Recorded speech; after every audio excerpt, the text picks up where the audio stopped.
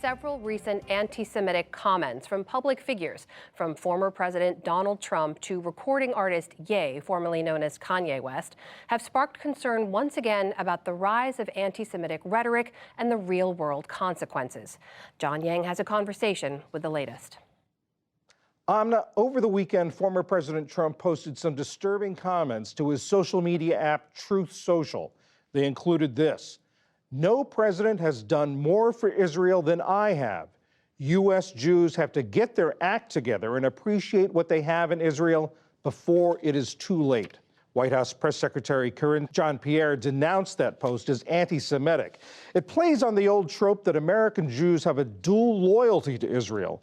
Many also saw that last phrase, "before it is too late," as a threat. The post came just days after the musical artist Ye was suspended from Twitter and Instagram after saying Jewish people are trying to blackball him and tweeting that he would go DEFCON 3 on Jewish people. Dov Waxman is director of the YNS Nazarian Center for Israel Studies and a professor of political science at the University of California, Los Angeles. His most recent book is The Israeli-Palestinian Conflict: What Everyone Needs to Know. Mr. Waxman, thanks so much for joining us. Are you concerned that comments like these from people like these, from a former president, from a megastar recording star, can spread anti-Semitic sentiments more widely? Absolutely. I think the real danger here is that both President Trump's remarks and Kanye West's have the danger of kind of normalizing anti-Semitism, of legitimizing it. I mean, these are people who have a huge number of followers, particularly on social media.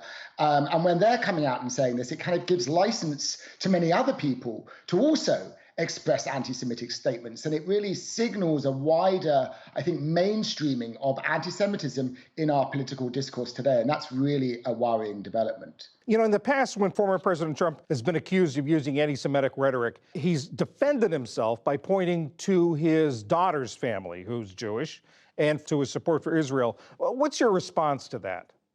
Well, I think both of those things are really irrelevant to the question of whether he is or isn't an anti-Semite.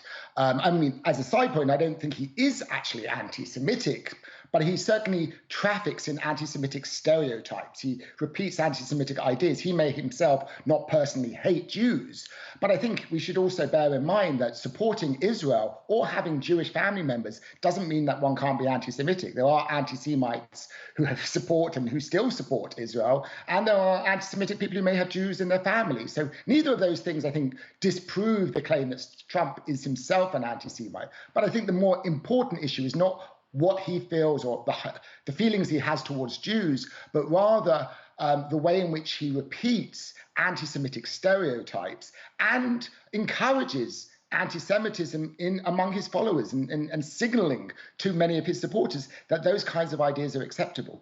So much of this current discussion is about former President Trump and conservative voices. But of course, Democratic Representative Ilhan Omar has been criticized in the past for her comments saying that congressional support for Israel is based on money, not principle. Is this a problem, or do you see a problem on the Democratic side as well?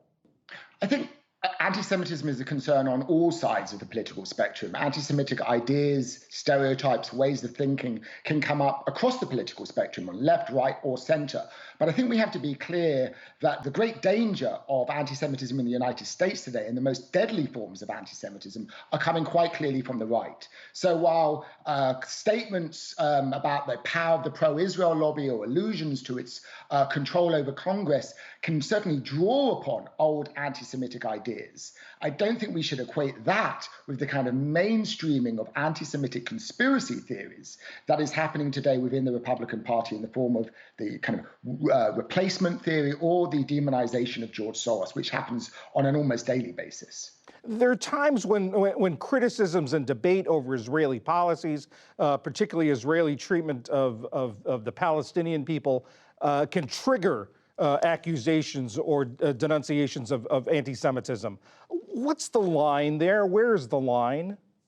Well, that's the million-dollar question, and everybody, I think, draws the line in a different place. I mean, people recognize that not all criticism of Israel is anti-Semitic. I think that principle is widely recognized. But where exactly criticism of Israel crosses the line into anti-Semitism is much debated. In my view, criticism of Israel becomes anti-Semitic when it draws upon anti-Semitic stereotypes, anti-Semitic ideas or tropes or representations of Jews. In other words, when Israel is kind of depicted in the same ways that Jews were once depicted in anti-Semitic literature and anti-Semitic discourse, or when Israel is accused of kind of secretly engaging in conspiracies, where Israel is blamed for all sorts of world events, be it the 9/11 terrorist attack or the invasion of Iraq or even the COVID-19 pandemic. When you have that kind of conspiracy theory about Zionism and about Israel, that is also classically anti-Semitic.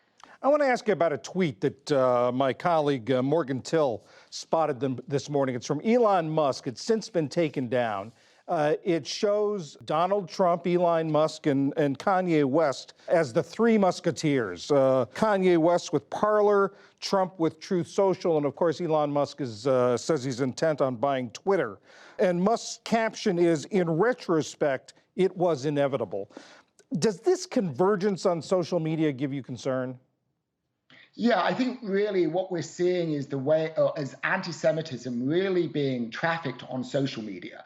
It's not altogether clear that anti-Semitism is growing in terms of attitudes among the American public. What is happening, though, is that anti-Semitism is being expressed continually on constant basis on social media, and it's very often being amplified through the algorithms that social media uses. And so I think the real danger is in the ways in which social media now is spreading anti-Semitic ideas. Are those ideas becoming more socially acceptable to say out loud, to express? Yeah, I think that's the change. It's not necessarily that more people are subscribing to anti-Semitic ideas, but that the kind of taboo that may have existed to some extent in the past against expressing anti-Semitic ideas, that taboo is really ending. And I think, Kanye West's comments and Trump's comments and many other celebrities' comments about Jews have that effect of eroding this taboo against the expression of anti-Semitism and making anti-Semitism increasingly acceptable in mainstream public discourse. And that is a very alarming development, because from accepting anti-Semitism in speech and language, that can also ultimately lead to anti-Semitic acts and anti-Semitic violence. Dov Waxman from UCLA, thank you very much. Thank you.